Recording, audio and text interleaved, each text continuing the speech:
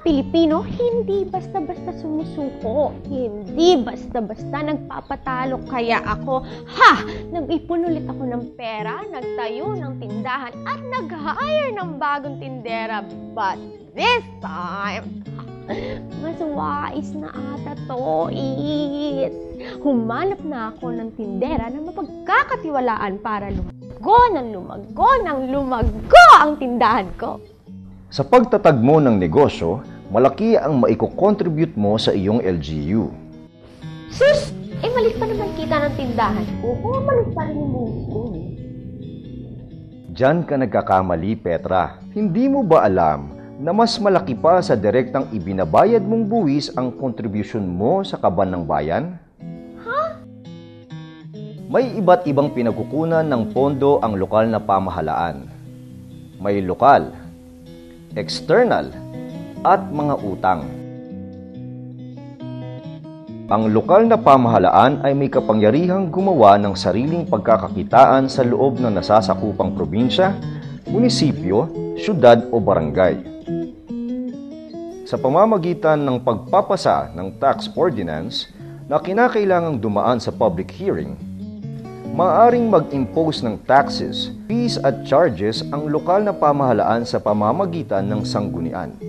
At maaari tayong sumali at umupo sa public hearing para marinig din ang boses natin.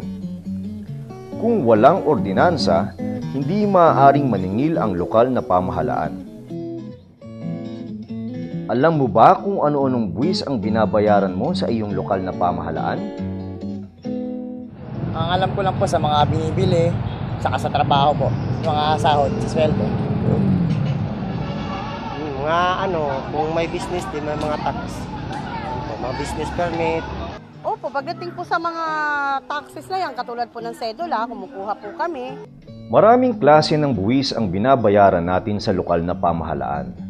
May real property tax o ang buwis na binabayaran natin para sa ating mga ari-arian, mga lupain, gusali at pati bakod. Meron ding business tax, community tax certificate o sedula, franchise tax, occupation tax, amusement tax, professional tax, at marami pang iba. Magandang hikayatin natin ang mga negosyante at professionals na magbayad ng tamang buwis.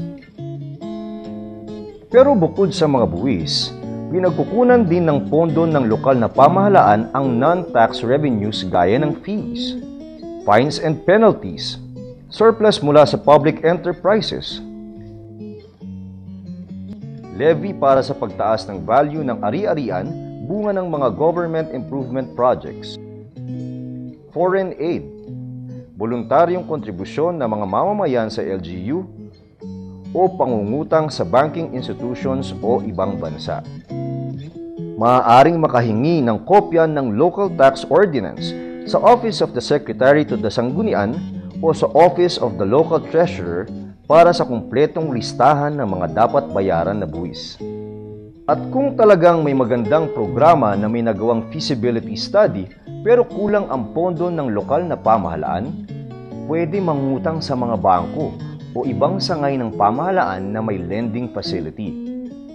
Pero kailangan din itong aprubahan ng sanggunian at syempre pa, sumailalim din sa public hearing. Pwede ding manghiram sa ibang bansa basta't aaprubahan o gagarantiyahan ng national government. May nakalaan ding pondo ang national government para sa mga proyektong pinanukala mismo ng mamamayan sa ilalim ng BUB o Bottom-Up Budgeting. Sa BUB, magtutulungan ang mga CSO at ang LGU sa pag-identify kung ano talaga ang pangangailangan ng pamayanan. Pero ang isa sa pinakamalaking pinagkukunan ng pondo ng lokal na pamahalaan ay ang Internal Revenue Allotment na nanggagaling sa pambansang pamahalaan. Nagmumula ang Internal Revenue Allotment sa National Internal Revenue Taxes gaya ng income tax, estate tax at donors tax, value-added tax at iba pang taxes na sinisingil ng national government.